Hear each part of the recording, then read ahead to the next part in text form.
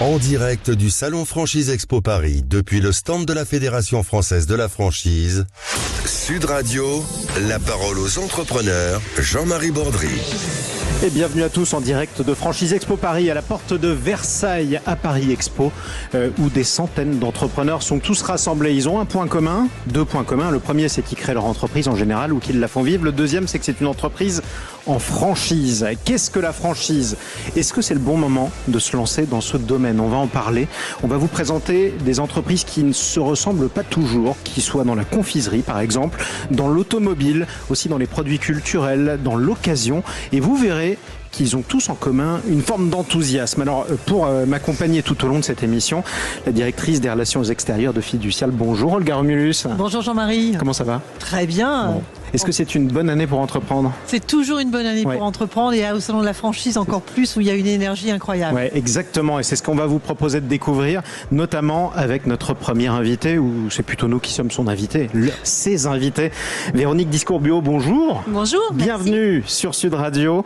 Vous êtes la déléguée générale de la Fédération Française de la Franchise 2026. Est-ce que c'est une bonne année ? Alors, comme le disait Olga, c'est toujours une bonne année pour entreprendre, et je pense que la ferveur qu'on retrouve sur notre salon le prouve. On a effectivement toujours autant d'exposants, donc des très belles marques, de très beaux réseaux qui attendent des candidats en création d'entreprise, mais aussi des candidats pour la reprise, puisque dans notre pays, la démographie fait que nous avons un certain nombre de cessions. Et je rappelle que la franchise est un modèle d'entrepreneuriat qui est rassurant, qui permet d'être encadré, qui permet d'être accompagné par le franchiseur, donc beaucoup moins risqué. Et la reprise est aussi quelque chose d'encore moins risqué, puisque vous reprenez une affaire existante avec un chiffre d'affaires existant que vous allez devoir faire progresser. Donc voilà, n'hésitez pas à nous rejoindre en tout cas, et à envisager les deux choses, les deux aspects de l'entrepreneuriat. Alors on va faire un petit point de pédagogie pour commencer, pour tous ceux qui nous écoutent, parce que quand je vous dis franchise, si je vous dis Jeff de Bruges, ça vous parle, vous en avez forcément parlé, croisé dans la rue. Si je vous dis point S, ça vous parle. Ce sont des entreprises qui ont pignon sur rue. C'est quoi la définition de la franchise ? Alors la franchise, c'est avant tout d'abord un entrepreneur qui a une idée. Il va créer son concept, il va affiner son savoir-faire, et au bout d'un moment, il va tester bien sûr son concept en propre. Une fois que le business model il est prêt et qu'il a prouvé qu'il était pérenne, il va pouvoir proposer à d'autres entrepreneurs indépendants de le rejoindre et de travailler à l'expansion de ce modèle sur le territoire. Donc c'est la conjonction en fait de plusieurs entrepreneurs indépendants qui vont sous la même enseigne, avec le même cahier des charges, avec le même cahier des charges, avec le même savoir-faire, produire effectivement ces grands réseaux. C'est très intéressant comme modèle parce qu'en fait, c'est ce que j'ai expliqué tout à l'heure, ça permet à des entrepreneurs de ne pas partir ex nihilo à l'aventure, mais de pouvoir être accompagnés. Ça permet aussi à des entrepreneurs de plus en plus jeunes, et ça c'est une caractéristique très importante à noter. Il y a quelques années, on avait essentiellement chez les franchisés des gens plutôt les quadras quinquas, en reconversion. Maintenant, on a des très jeunes. En moyenne, l'ouverture d'un premier point de vente en franchise, c'est 34 ans. Mais hier, on a remis des prix à des gens qui avaient moins de 30 ans et qui avaient déjà 6 entités. 6 ? 6 unités. Donc, vous voyez que aujourd'hui, la franchise permet à des jeunes de se lancer parce qu'en fait, il y a cet accompagnement. Il y a une formation initiale qui est apportée par le franchiseur, une formation continue, et puis également un accompagnement tout au long en fait du contrat de franchise, où vous n'êtes pas seul, où vous savez si votre évolution dans votre business est normale par rapport au reste du réseau, si vous avez des choses, des corrections à apporter, de manière à réagir très très vite.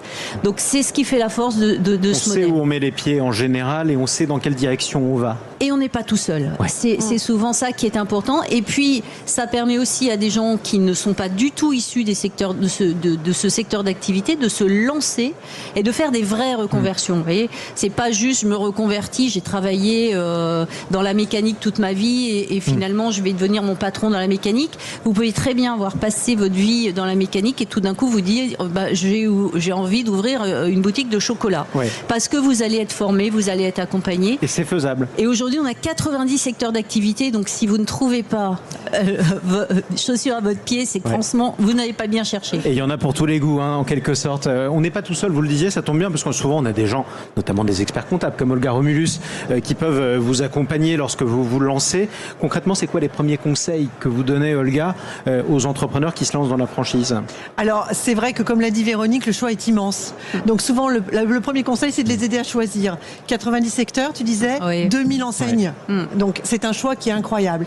Donc la première chose, c'est qu'ils fassent leur bilan personnel. Qu'est-ce que j'aime faire? Qu'est-ce que je veux plus faire? Qu'est-ce que j'ai envie de faire? Dans quel secteur? De façon à vraiment pouvoir trouver chaussures à leurs pieds et aller plus loin. Donc ça, c'est le premier conseil, savoir où ils vont. Après, c'est de les aider à créer le modèle économique, à développer leur activité avec les objectifs qui se fixent. Que ça soit en termes de rémunération, que ça soit en termes de valorisation d'actifs. Ça, c'est des éléments aussi sur lesquels on va les accompagner très concrètement en faisant le business plan et en aidant à aller chercher les financements pour qu'ils démarrent leur activité. Puis après, une fois que c'est lancé, l'aventure commence, mais ce n'est pas fini, il faut durer. Il faut durer, c'est l'objectif. Il faut tenir. Il faut tenir. Et pour tenir, alors Dieu merci, effectivement, dans la franchise, on est un entrepreneur indépendant, mais pas isolé. Et ça, je pense que c'est vraiment l'ADN de la franchise. C'est-à-dire qu'à tout moment, ils peuvent avoir recours à leurs franchiseurs, à leurs animateurs pour les aider, les conseiller. Mais au-delà de ça, l'expert comptable va vraiment être celui qui, en termes de conseil indépendant, va aussi les aider à s'orienter. On va s'assurer que le prévisionnel est suivi et que le réalisé correspond bien aux attentes qu'on avait au départ. Alors dans un instant, tiens, on parlait de ce qu'on aime, on va parler chocolat avec Monsieur Jambon pour Jeff de Bruges. Je vais lui demander d'ailleurs de commencer à s'installer dans le studio. Mais avant ça, un dernier conseil, Véronique Discourbeau. Ceux qui viennent pour la première fois à Franchise Expo, qui se disent je vais me lancer dans une franchise, dans la franchise, c'est quoi le premier conseil que vous leur donnez ? D'abord de savoir dans quel secteur ils ont envie d'aller, parce que comme on disait, le choix est grand. Ça va déjà leur permettre de sectoriser un petit peu leurs recherches, et puis surtout d'aller voir chaque enseigne, de discuter avec les patrons d'enseigne, de discuter aussi avec des franchisés. Il y a beaucoup de franchisés qui se baladent ici, et c'est ça qui est fantastique dans la franchise, c'est que vous pouvez très bien aller interroger quelqu'un qui vit la vie dont vous rêvez, pour vous assurer que vous n'êtes pas en train de fantasmer, mais que c'est bien ça que vous voulez faire. Donc surtout, prenez tous les avantages de la franchise et allez discuter avec des patrons qui sont déjà sous cette enseigne. Et posez toutes les questions, parce qu'au moins vous saurez ce qui vous attend, justement. Absolument. Et ça, c'est le plus important. Merci beaucoup de nous avoir accueillis à Franchise Expo. Véronique Discourbeau. Merci, très bonne journée à vous tous. Très bonne journée à vous également. Je le disais, on va parler chocolat. Tiens, une des franchises les plus célèbres de France. On a forcément croisé une boutique Jeff de Bruges. On en parle avec notre deuxième, troisième même invité, Florian Jambon. Bonjour. Bonjour, enchanté. Et bienvenue sur Sud Radio, responsable de développement France et international de Jeff de Bruges. Je vais vous demander de vous rapprocher bien de votre micro. Il y a tellement de monde à Franchise Expo que parfois on vous entendra un petit peu moins bien. Alors bon, jolie saga que Jeff de Bruges. On va le rappeler quand même, combien d'enseignes en tout ? Aujourd'hui, on a 480 magasins en France, avec une partie en propre, un peu moins de 150 magasins, et le reste en magasins franchise. Exactement. Alors, quand on dit en propre, ça veut dire qu'ils vous appartiennent et que vous les dirigez directement. Absolument. On vit la même expérience que nos commerçants indépendants franchisés. Alors, la question, c'est pourquoi certains en propre et d'autres en franchise ? Et est-ce que vous arrivez à faire la différence entre les deux ? Parce qu'en général, le client, lui, il la fait pas. Le client ne fait absolument pas la différence. Nous, on la fait bien sûr parce qu'on les gère.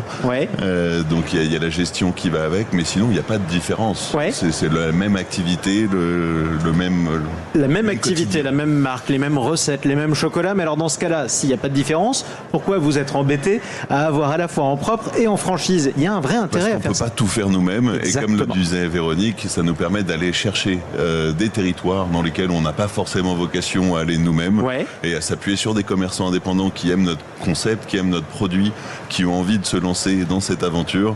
Et on a éprouvé depuis 40 ans le depuis besoin 40 ans, justement, vous le dites. De la proximité avec le besoin de la proximité. En gros, vous le dites, vous aviez besoin de renfort, et c'est exactement ce que vous a apporté la franchise en général. Et on parlait de longévité, justement, avec vous, Olga Romulus, parce que vous avez 2 ou 3 questions à ce sujet, sur le secret de la longévité de Jeff de Bruges. Alors, ce secret, 2 ou 3 questions, 2 ou 3 remarques, on va dire. Ce qui est intéressant dans votre modèle, moi, je trouve, c'est qu'effectivement, vous avez gardé pas mal de magasins en propre. Et donc, finalement, vous avez des pilotes, enfin, vous avez des incubateurs de bonnes idées, parce que j'imagine que les nouveautés, comment ça se lance, et vous y allez directement, tout le réseau en profite, ou vous faites un peu des tests? Déjà, on fait beaucoup participer nos franchisés dans les choix stratégiques de l'entreprise avec des commissions. On travaille ensemble, et notamment les nouveaux produits, on va le travailler ensemble, leur présenter, voir comment les réactions, pour ensuite les implémenter partout. Pour le coup, on fait pas de différence entre succursales et franchises, et parfois quelques tests un peu particuliers ou un peu plus novateurs qu'on va faire dans quelques magasins adaptés avant de le déployer sur l'ensemble du réseau. Tiens, donnez-moi 2 ou 3 exemples. Quel test? Qu'est-ce que vous avez tenté comme expérience? Alors, on a tenté depuis 1 an et demi, par exemple, un test sur des gaufres, de la création de gaufres en magasin, qu'on fait dans 5-6 magasins à flux touristique. C'est pas absurde de faire des gaufres dans un magasin qui s'appelle Jeff de Bruges, pour le coup. On est un peu belge, donc la gaufre a du sens, oui. Exactement. Et ça a marché ou pas? Oui, c'est intéressant. On va regarder comment le déployer. Ça sera pas partout, parce que ça s'adapte pas à tous les types d'emplacements. Il y a des emplacements plus ou moins adaptés à ça, mais oui. Et tiens, justement, allez au bout de la comparaison. Qu'est-ce qui fait que vous découvrez que les gaufres marchent dans un certain endroit et pas dans un autre? Le type de flux.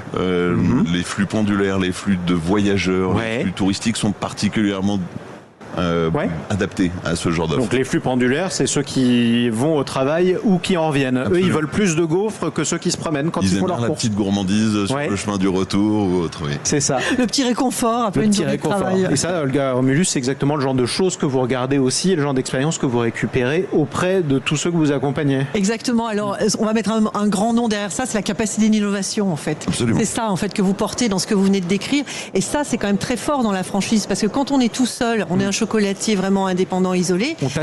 On tâtonne. Et puis ça coûte cher de tâtonner. C'est-à-dire, on peut, si on se trompe, derrière le subir de plein fouet. Vous assumez, entre guillemets, une partie de ce risque. Si vous vous trompez, c'est dans vos succursales ou vos pilotes.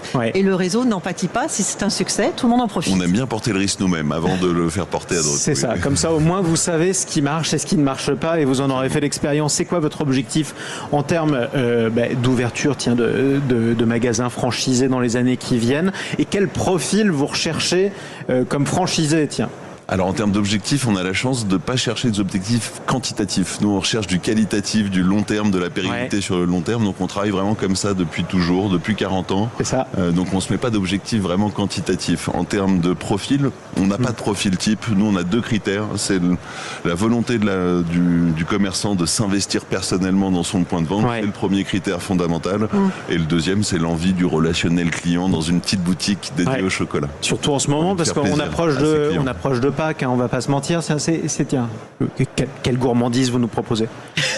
Laquelle vous conseillez? Si jamais je vais faire mes courses pour Pâques chez Jeff de Bruges, laquelle vous me conseillez? Moi, je vous conseille l'œuf de Pâques que vous personnalisez avec un prénom, et vous l'avez en plein de versions, et notamment une avec des éclats de nougatine dans l'œuf qui est assez sympa. Oui, ça paraît logique. Ça nous donne faim comme ça. Merci beaucoup, Florian Jambon. Merci à vous. D'être passé nous voir en direct, je le rappelle, du Salon Franchise Expo Paris, dans le studio de Sud Radio. On va se retrouver dans quelques instants. La parole aux entrepreneurs.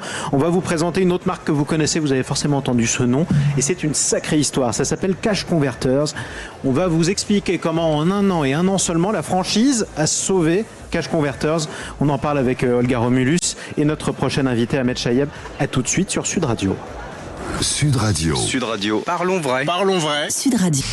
En direct du Salon Franchise Expo Paris, depuis le stand de la Fédération Française de la Franchise, Sud Radio, la parole aux entrepreneurs, Jean-Marie Bordry.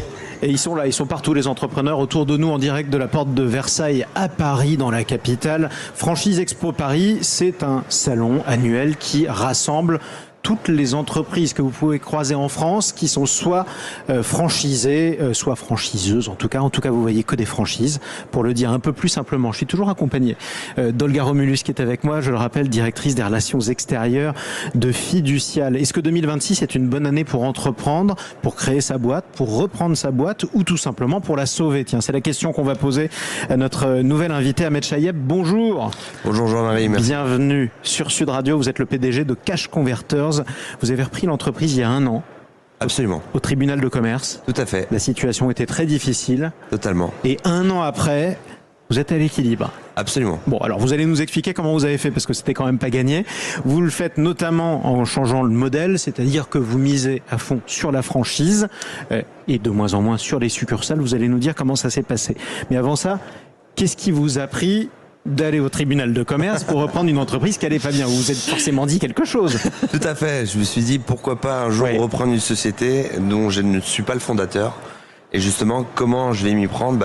On s'est mis un gros challenge. On est parti au tribunal. On a regardé un petit peu ce qui se faisait. On a vu qu'il y avait une belle endormie qui répondait à un vrai sujet, qui est le pouvoir d'achat. Aujourd'hui, le marché est en crise. Et on s'est dit pourquoi pas. C'est un modèle hybride entre des succursales et des franchisés. C'est comme ça que m'est venue l'idée de dire ok, on y va. On y va et on mise tout. Alors, Cash Converters, vous avez sûrement ou peut-être entendu le nom de l'entreprise, vous qui nous écoutez sur Sud Radio, mais on va rappeler à tous ceux qui connaissent peut-être pas encore ce qu'est le concept. Le concept, c'est une enseigne qui a plus de 30 ans aujourd'hui, qui est positionnée sur l'achat d'objets d'occasion. Donc dans nos magasins, on est capable de racheter tout type de produits spécialisés dans l'objet de la maison, la téléphonie, le gaming, et on est capable de le revendre avec une garantie à nos clients. Formidable. Donc il y a 30 ans, cette idée était assez bonne, et c'était même en avance sur son temps, parce qu'aujourd'hui, l'achat d'occasion, normalement, ça explose. Absolument. Le seul problème de cette enseigne, c'est qu'elle n'a pas pu prendre le bon pivot au bon moment. Le e-commerce est arrivé avec plein de plateformes, notamment le Vinted, le Bon Coin et autres, et ils sont restés historiquement sur le modèle historique qui est l'achat physique en magasin. Nous, notre positionnement, il a été totalement différent. C'est de se dire, en fait, c'est comment on redonne à cette enseigne une image qui est très semblable à celle du neuf. On a pris les codes de ce que se faisait chez Fnac Darty, par exemple, où on a un parcours très spécifique avec une idée de prix, une garantie, toute cette expérience. On l'a adapté à ce format-là, ce qui nous a permis de redonner justement aux clients la réassurance de venir dans nos magasins et de pouvoir acheter et mieux acheter. Vous avez donné de bonnes raisons de revenir aux clients tout simplement. Olga Romulus, c'est pas des parcours si faciles que ça à accompagner pour les experts comptables en général. Non, c'est pas si facile effectivement. Ce que je trouve bluffant, c'est que vous avez été capable de sentir le marché. Et souvent, c'est ça qui est intéressant en franchise, c'est-à-dire que le concept, il va vraiment préempter en fait les tendances et il va proposer quelque chose de novateur, avec en plus des codes, avec des savoir-faire qui vont le rendre réitérable. Parce qu'il y a ça aussi, c'est-à-dire comme on le disait précédemment, il faut que chaque client qui aille dans un magasin Cash Converter, il ait la même expérience où qu'il aille. Donc il faut aussi une uniformité, une homogénéité. Et donc ça, c'est un vrai challenge. Ce qui est intéressant aussi dans votre cas, c'est que vous avez fait de la franchise. Donc vous avez non seulement vous racheté à la barre du tribunal, et vous avez refait confiance à des nouveaux entrepreneurs pour prendre la suite. Donc bravo. Vous avez le goût du risque. Oui, c'est vrai qu'en tant qu'entrepreneur, on a le goût du risque, mais c'est ce qui m'animait aussi, c'était ce quotidien de partager ces valeurs-là avec de futurs entrepreneurs. Exactement. Alors la question, c'est comment ça va un an après? C'est top. Honnêtement, ça a été un peu compliqué au démarrage, évidemment, parce qu'on découvre pas mal de choses, mais aujourd'hui, on a réussi à embarquer notre réseau, nos magasins succursales, et aujourd'hui, on le voit sur le salon, on arrive à embarquer avec nous de nouveaux franchisés qui comprennent là où on veut aller. Le sujet du pouvoir d'achat, est un vrai sujet du moment, et ils comprennent la valeur. Et aujourd'hui, on arrive aussi à capter d'autres types de profils d'entrepreneurs, notamment des start-upers, des gens qui venaient pas du tout du monde du retail physique, qui veulent justement revenir aux sources chez eux, dans leur région, et qui veulent justement un réseau physique. On a du contact humain, notamment sur des produits qu'on aime et qu'on veut avoir. Bon, ça vous fait des profils quand même très différents qui sont rassemblés sous votre bannière, non? C'est un peu la joie de notre modèle. C'est pour ça qu'aujourd'hui, on arrive à capter justement des profils totalement... Venez comme vous êtes, pour reprendre une autre franchise. Voilà, exactement. L'idée de McDo, c'est un peu l'idée. Et justement, grâce à ça, ça nous permet d'aller beaucoup plus vite. Et on voit l'ascension du projet. Qu'est-ce que vous recherchez comme profil aujourd'hui? Aujourd'hui, on cherche plutôt des profils... je dirais entre 30 et 50 ans, des gens qui veulent entreprendre, des gens qui veulent justement mouiller le maillot et qui comprennent l'intérêt de notre business model, notamment autour du pouvoir d'achat. Et quelles sont les règles que vous leur donnez en général quand elles arrivent? Les règles sont simples, c'est vraiment on veut homogénéiser un réseau. Donc il faut comprendre ce qu'on fait. Et dans l'occasion, on a de tout. Donc des fois, on se laisse tenter d'acheter des produits qu'on ne vend pas dans nos magasins. C'est pour ça que c'est plutôt la restriction. C'est ça qui est un peu frustrant pour certains entrepreneurs, mais ils comprennent l'intérêt de se dire en fait, au même titre que plein d'enseignes partout en France, on peut retrouver, et nous, ça nous aide aussi d'accompagner et de mieux accompagner nos franchisés pour trouver des stocks, des produits sympas à vendre. Et on ne vend pas que de l'occasion maintenant, on vend aussi des produits de seconde chance, notamment des produits abîmés ou des produits de fin de série. C'est ça. Et donnez-moi quelques exemples de ce que je peux trouver aujourd'hui. Si je... chose qu'on n'avait pas auparavant, on a le petit électroménager qu'on va retrouver justement en neuf, en fin. Un petit mixeur, une machine à café, un micro-ondes. On va retrouver du jeu et du jouet qui est très complémentaire justement avec tout ce qui est gaming chez nous. Et on va aussi avoir vraiment quelque chose de nouveau, c'est vraiment cette montée en gamme sur la partie maroquinerie, bijouterie qu'on travaille beaucoup mieux. Dans certaines régions, on n'a pas d'enseigne de luxe. Et aujourd'hui, chez Cash Converter, on retrouve des produits à super prix dans le luxe. Et en général, les bijoux qui ont déjà servi sont souvent très beaux. Donc ils reviennent à la mode, surtout. Évidemment que ça revient à la mode. C'est l'avantage. Tiens, dans un instant, on va vous parler d'un autre concept. Vous avez entendu, avec Cash Converters, il y a beaucoup de choses différentes qu'on peut acheter ou vendre.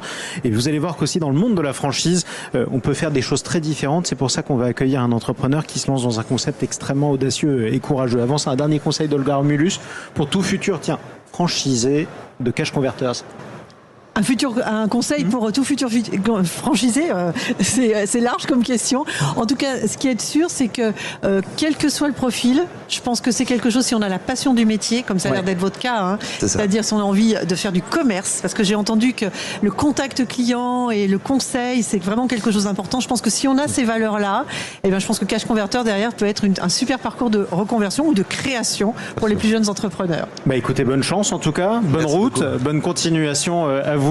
Ahmed Chayeb, merci beaucoup d'être venu nous voir. Et je rappelle que vous êtes le PDG de Cash Converters, qu'on peut retrouver à peu près dans combien de villes en France ? 50 villes. 50, c'est pas mal. En général, il y en a un pas loin.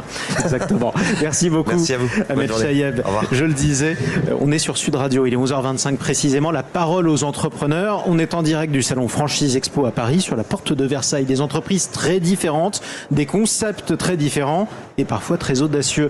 On va parler tout de suite de quelque chose de très grave et en même temps très important, parce que on n'est pas forcément content de vous voir quand on a besoin de vous, évidemment Baptiste Girardet, mais en fait vous êtes là au bon moment. Bienvenue à vous. Vous êtes le fondateur d'Horizon Après-Vie. C'est un concept très particulier.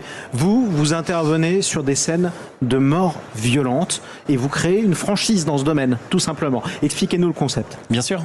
Baptiste Girardet, je suis ancien pompier de Paris et ancien policier scientifique, donc j'ai vu un aspect de la société qui des fois est un petit peu caché par des œillères, et notamment vis-à-vis du décès et plus particulièrement de la mort violente. Exactement, donc ce qu'on ne veut pas vivre, donc on ne veut pas voir, et par définition, quand ça vous arrive, vous ne savez pas comment faire. Mais vous intervenez. Et qu'est-ce que vous faites ? Tout à fait. En tant que famille que j'ai été il y a 21 ans, en manque de discernement, quand on a vraiment quelque chose qui nous tombe dessus, un proche de notre famille qui a été victime d'une mort violente, qui peut être un homicide, un crime, un suicide pour faire taire ses souffrances, ou une découverte tardive de défunt, quelqu'un qui vit chez lui de façon isolée, mais dont on découvre la dépouille tardivement dans le domicile, crée des conséquences sanitaires dont nous nous préoccupons. Voilà. Et là, c'est là que vous intervenez justement au domicile pour faire en sorte que, à défaut d'oublier ce qui s'est passé, on n'ait plus l'impression que ça s'est passé à cet endroit-là. Exactement. On rend les environnements donc dans les habitats privés ou les entreprises, accidents du travail, accidents domestiques notamment. On assainit l'environnement en nettoyant les traces laissées par la violence du décès ou la découverte tardive du défunt, et tout ce qui est effacement des traces judiciaires pour manifester la vérité dans ces lieux lorsqu'il y a un cadre d'enquête, et notamment grâce à l'initiation d'un décret de loi que j'ai pu porter et qui est maintenant valable depuis le 25 avril 2022 au Code de procédure pénale, qui permet à un juge d'instruction ou à un procureur de la République de réquisitionner nos services sur frais de justice, c'est-à-dire quand on intervient au chevet des familles, c'est gratuit pour les familles endeuillées, j'insiste, ça me paraissait quelque chose de juste, et ensuite charge à la justice de se retourner contre le mis en cause. Extrêmement courageux de se lancer là-dedans, je le précise, ça l'est d'autant plus que ça vous est arrivé vous à titre personnel, histoire familiale difficile, et c'est pour ça que cette expérience que vous avez vécue tout seul, vous avez pas voulu que les autres la vivent dans les mêmes conditions, quoi. Exactement, et que les gens aient surtout le choix des solutions en fait d'accompagnement, de soutien technique que l'on fait partout en France. Aujourd'hui, la franchise a 1 an, on a 5 adhérents en France, 1 en Suisse. La marque Horizon Après-Vie a été déposée en France, Suisse, Belgique, Pays-Bas et Luxembourg, justement dans cet accompagnement technique des familles endeuillées ou des juridictions. Olga Romulus, sacré courage quand même. Moi, je suis bluffée. Je suis bluffée, Baptiste. J'ai regardé votre parcours avant parce que je savais que vous étiez sur le plateau, et je suis vraiment bluffée par le courage que vous avez eu de développer ce concept, vraiment. En plus, il a pris des racines dans une histoire personnelle, donc d'autant plus. Alors, si je prends un peu du recul maintenant par rapport à mon métier, ce que je trouve vraiment très intéressant, c'est que par rapport à la franchise, vous apportez une solution technique. Vous le dites très bien. Vous apprenez à manipuler un savoir-faire. Et c'est ça le cœur de la franchise. C'est-à-dire qu'on va transmettre un savoir-faire. Par contre, le savoir-faire, si j'ai bien compris dans votre parcours, il a une limite qui est qu'à un moment donné, vous n'allez pas aller peut-être chercher n'importe qui. Il faut des vraies qualités humaines quand même pour faire ce métier. Vous l'avez dit, qualité humaine avec l'humain avec un grand H. On parlait de valeurs avec la personne qui était sur votre plateau tout à l'heure.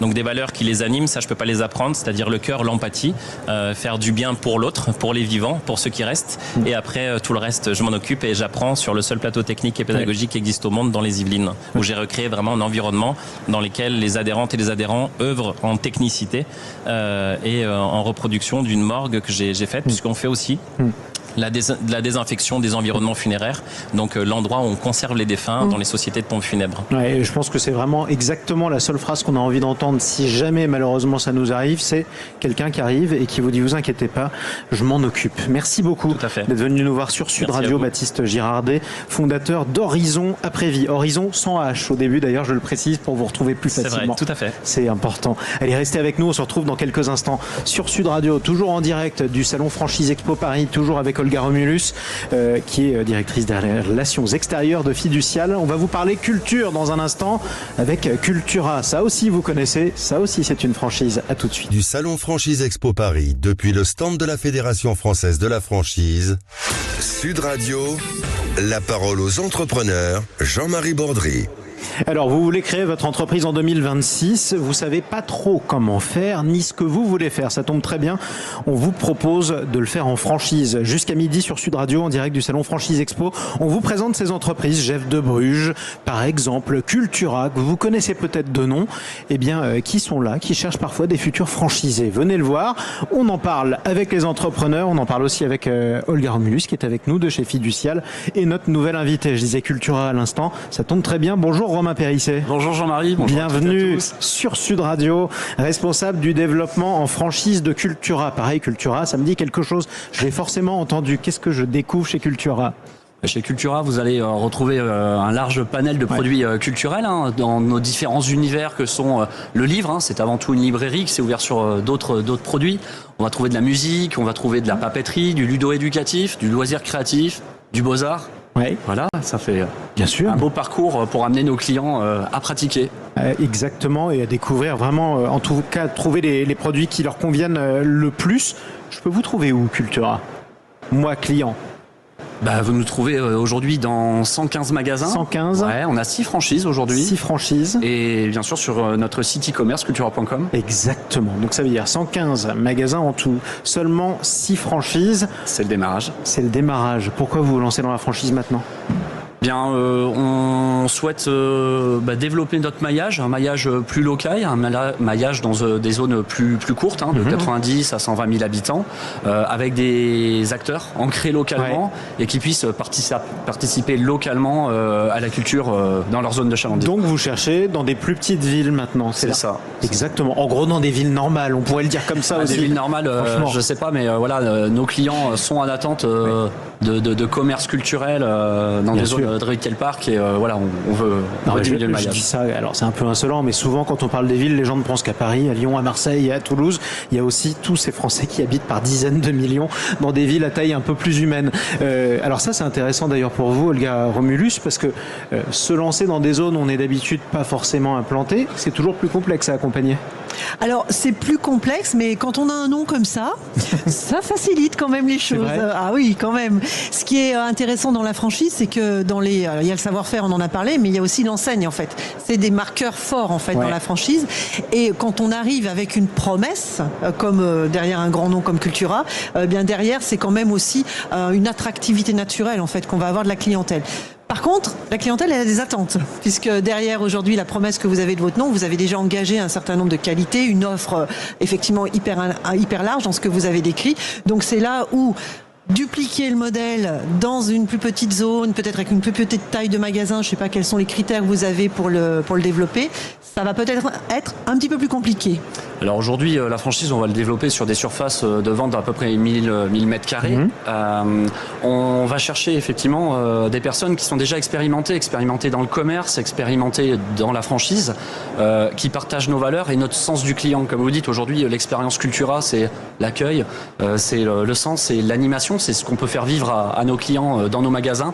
Et ça, on va être très attentionné sur la sélection des candidats qu'on fait et des emplacements, parce qu'aujourd'hui, Cultura, on ouvre des magasins, mais on n'en ferme pas. Oui. Et parce que on fait attention où on s'installe. Et aujourd'hui, ça va pas tant être le nombre, mais bien la qualité qu'on va aller chercher, que ce soit des candidats et des emplacements. Alors, donnez-moi le profil. Tiens, type du futur franchisé Cultura. J'ai un super, j'ai un hyper, je veux me diversifier, je veux rendre ma zone un peu plus attractive avec une enseigne qui est porteuse de sens, qui vient compléter une offre peut-être de brico, de sport.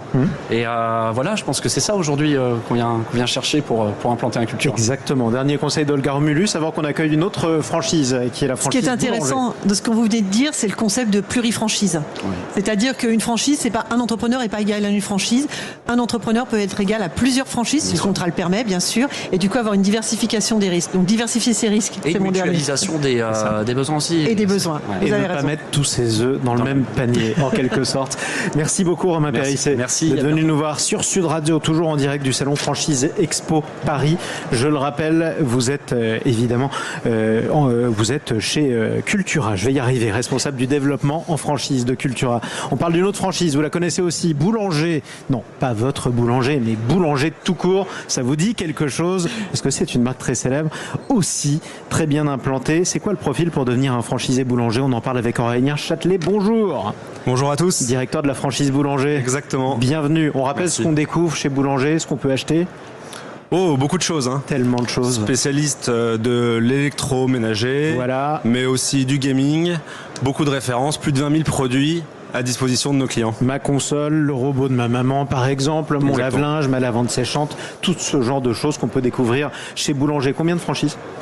52 aujourd'hui. 52, combien de magasins en tout? Que des franchises? Non, un tiers du parc en franchise, voilà. 170 magasins intégrés. 170 magasins intégrés. Donc allez, on va dire quoi, un tiers, comme vous l'avez dit vous-même. Au nom même, j'ai fait une erreur de calcul. Un quart. Un quart, oui. Oui, c'est ça. En train de me dire, oui, ça représente un tiers des autres. Oui. Voilà, on va y arriver. Vous voyez, on n'est pas expert comptable. Je n'osais pas me la ramener, mais voilà, il fallait le dire quand même. C'est pour ça que vous êtes là. Ramenez-la, n'hésitez pas. Les journalistes ne savent pas compter en général. Pourquoi vous vous lancez dans la franchise, vous? Alors on s'est lancé dans la franchise déjà il y a bientôt 10 ans, puisque ça date de 2018, on a ouvert notre premier magasin à Beaune. Et la volonté de se lancer en franchise, c'est assez simple, c'est continuer à mailler le territoire pour se rapprocher un petit peu de nos clients et être à 20-30 minutes de chacun d'entre eux. Il faut qu'il y ait un boulanger à 20 ou 30 minutes à chaque fois. Et ça, c'est le cas partout en France ou pas encore? Pas encore. Pas encore. Vous visez où? On a une ambition de développement de doubler le parc en 5 ans. Doubler le parc en 5 ans. Bon, comment on fait pour accompagner un tel plan, Olga Romulus? Alors, c'est ambitieux, bravo. C'est pas mal. Mais s'il y a les zones de chalandise, on peut y aller, effectivement. C'est ce qu'on va vérifier, nous, c'est s'assurer qu'effectivement, ces volontés au niveau du développement, quand on accompagne des franchisés, ils ont bien une zone qui va être délimitée. Et normalement, dans l'accompagnement du franchiseur, avec l'état local du marché, qui peut être complété d'une étude de marché, on a cette réassurance. Après, ce qui peut un peu troubler cette notion d'étude locale de marché, ça peut être les ventes par Internet. Comment vous gérez aujourd'hui le partage éventuel de valeur ou de chiffre d'affaires, je ne sais pas comment vous gérez, entre les magasins physiques et puis le e-commerce? Alors aujourd'hui, nos franchisés sont intéressés au digital, puisqu'on est convaincu que le marché passera aussi par la digitalisation demain.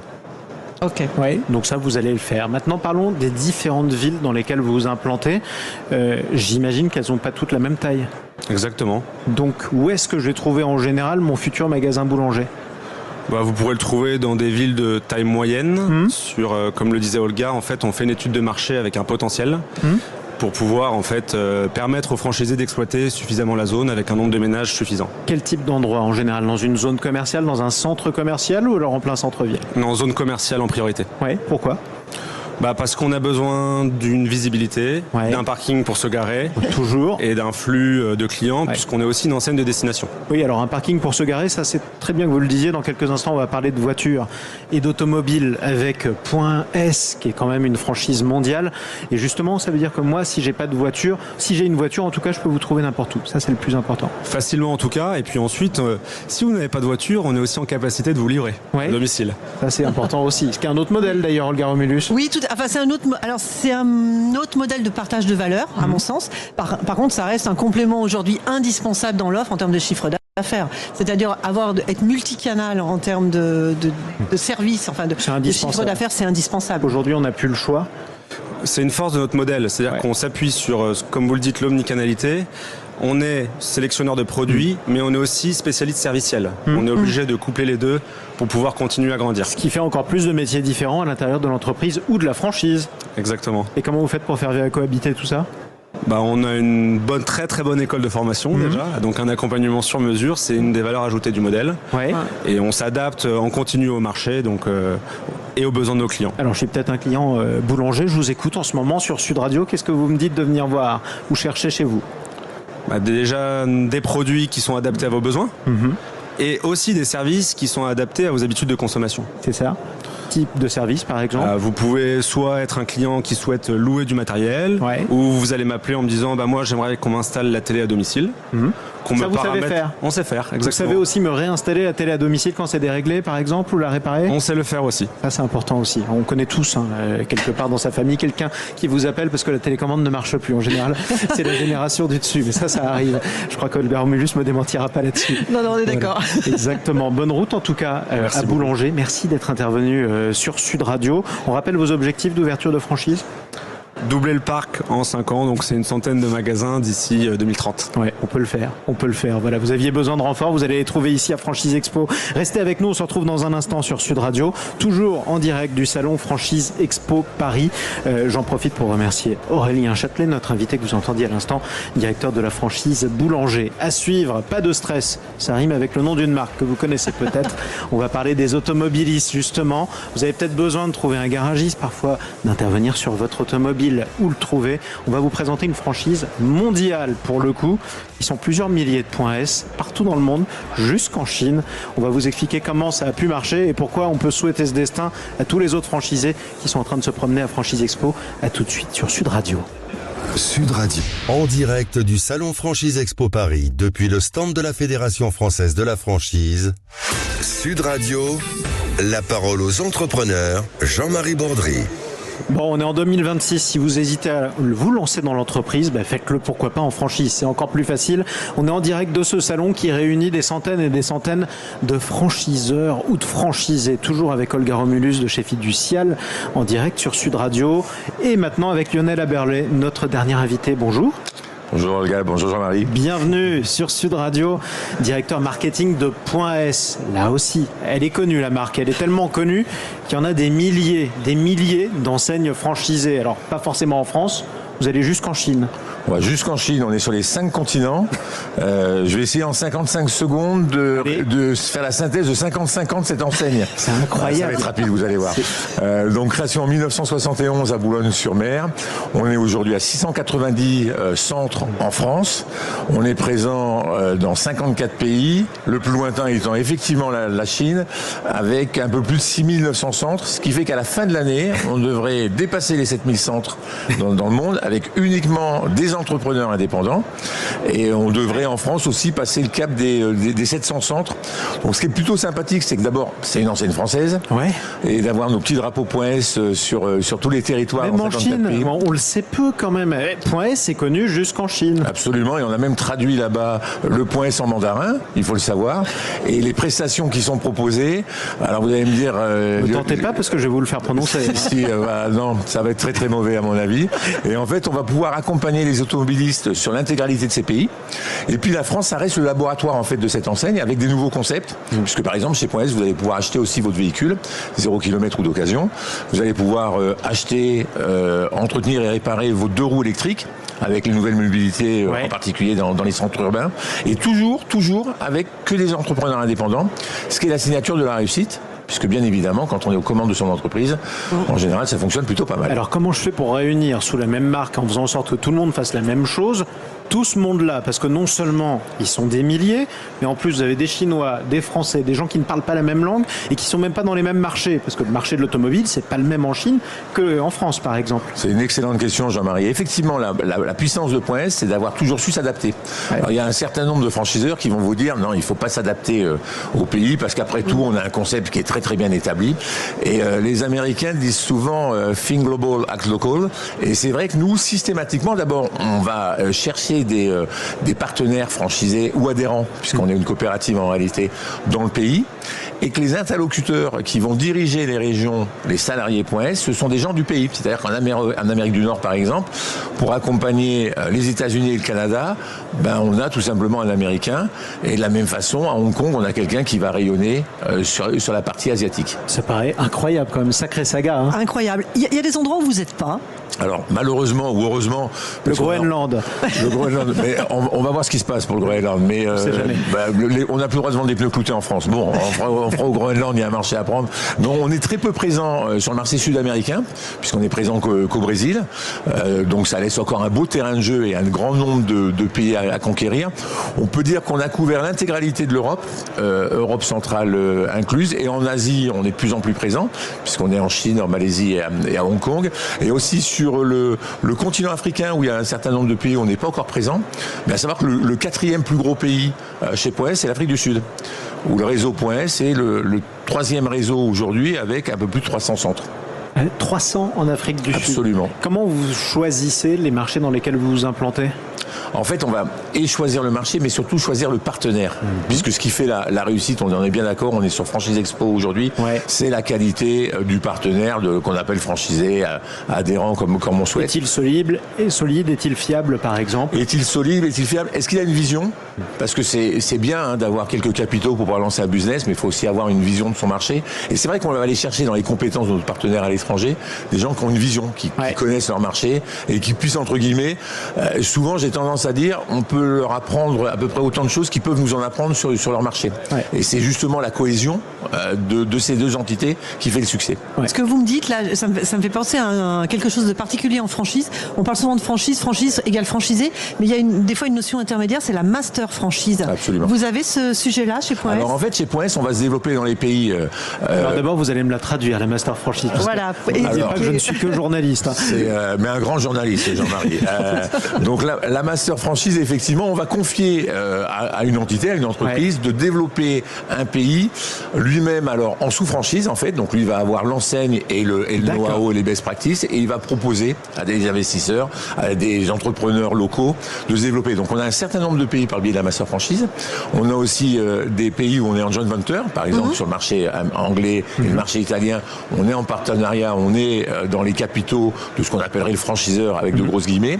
Et puis on a un certain nombre de pays où on fonctionne aussi sur un mode coopératif comme en France, puisqu'en France, chacun de nos adhérents est propriétaire de la marque Point S et de l'enseigne Point S, et ce qui fait aussi un système qui est un peu démocratique et qui permet d'être toujours très très axé terrain pour le coup. Oui, effectivement. Bon, il y a un autre point commun entre Fiducial et Point S, c'est que ce sont des Lyonnais qui sont partis à la conquête du monde quand même, comme quoi parfois ça marche. Tout à fait, mais la différence c'est que chez Fiducial, on n'est pas en franchise, on est en intégré. C'est vrai, vous êtes en intégré. Quel conseil vous donneriez à Lionel Aberlé, à supposer qu'il en ait besoin vraiment, pour faire cohabiter tout ce monde aussi différent ? Alors, je pense pas qu'il ait vraiment besoin de mes conseils, mais en tout cas, ce qui est remarquable, c'est effectivement la cohabitation que vous avez réussi à faire. Et je pense que derrière, vous devez avoir des équipes qui sont quand même remarquables. C'est-à-dire en termes de management, c'est-à-dire souvent on parle de la franchise, on parle du concept, de l'enseigne, mais derrière, il faut pas oublier qu'il y a un véritable accompagnement en fait du franchiseur. Et je trouve que là-dessus, les relais en fait que vous devez avoir doivent être extraordinaires quand même pour maintenir tout cet environnement international. Vous avez parfaitement raison, Olga. Et c'est vrai que la qualité des collaborateurs qui parcourent la planète justement pour accompagner, apprendre et comment dirais-je. Et souvent quand on parle d'accompagnement, on va même jusque dans les opérations. De temps en temps, c'est pas uniquement je me mets en situation au-dessus. Et c'est vrai que ce sont des collaborateurs qui doivent faire preuve d'une grande souplesse et d'une grande agilité intellectuelle, parce qu'effectivement ils sont une semaine dans un pays et la suivante dans un autre. Oui. Et il faut réellement pouvoir coller. Un bon sommeil aussi. Un bon sommeil, mais ce sont des gens solides et puis jamais stressés. Oui, ça c'est important aussi. Bon, on est sur Sud Radio, c'est aussi la radio de l'auto. Vous êtes présent dans quasi les 5 continents. Oui. Vous êtes bien placé pour savoir que la voiture n'est pas morte. Contrairement à ce qu'on peut entendre. Très loin d'être morte, bien évidemment, mais je dirais que la voiture est toujours présente, mais il y a des nouvelles mobilités. Et c'est vrai que la mission de Point S, c'est réellement d'accompagner toutes les mobilités. Notre ambition, elle est claire, c'est que j'appelle ça les mobilistes. C'est qu'un mobiliste achète son moyen de locomotion chez Point S, qu'il le fasse entretenir, réparer, qu'il la revende par l'intermédiaire de Point S et qu'il rachète son futur véhicule, que ce soit une voiture ou une trottinette. Vous allez finir par vous faire inviter à Noël au repas de famille, si ça continue. J'espère. C'est quand même un petit peu l'objectif, Olga Romulus. Dernier point, tiens, c'est important. Quand on se lance dans l'automobile, justement dans le marché de l'automobile, que parfois, malheureusement, je peux le dire, ça a mauvaise presse auprès de certains médias. On ne parlera pas politique, mais on peut parler de certains médias qui disent certaines choses de temps en temps sur les automobilistes. Ça demande un peu plus de courage. Très clairement, entre guillemets, on peut pas dire, personne ne peut affirmer que demain il y aura plus qu'un seul mode de locomotion. Voilà. On a besoin de différents modes de locomotion. Et même Jean-Marie, si on va jusqu'au bout, on connaît beaucoup de gens autour de nous qui vont garer leur voiture à la gare avant d'emprunter le RER ou le TER et qui vont faire les derniers kilomètres en trottinette électrique. Ce qui prouve bien qu'on a besoin de tous les modes de locomotion. Ouais, le multimodal, comme ils disent, avec ce terme un petit peu pompeux. Merci beaucoup, Lionel Eberlé, d'être venu sur Sud Radio. Je le rappelle, vous êtes le directeur marketing de Point S. Merci beaucoup aussi Olga Romulus, directrice des relations extérieures de Fiducial. On parlait d'automobile, je suis quand même obligé de faire un coucou à nos amis Jean-Luc Moreau et Laurence Perrault, que vous retrouvez tous les samedis de 10h à midi. On parle auto, ça se retrouve aussi en podcast sur sudradio.fr. Allez, restez avec nous, on est toujours en direct du Salon Franchise Expo Paris, porte de Versailles, à Paris, juste après les infos de midi, place à Laurent Permas. La vie devant nous, on va continuer à parler franchise, mais dans un domaine un petit peu différent, le service à la personne. On va vous donner envie de vieillir dans quelques instants et vous allez voir, ça va très bien se passer, surtout avec les franchiseurs et les franchisés. Ce sera juste après le journal de midi. Bonne journée. Sud Radio. Sud Radio. Parlons vrai. Parlons vrai. Sud Radio. Parlons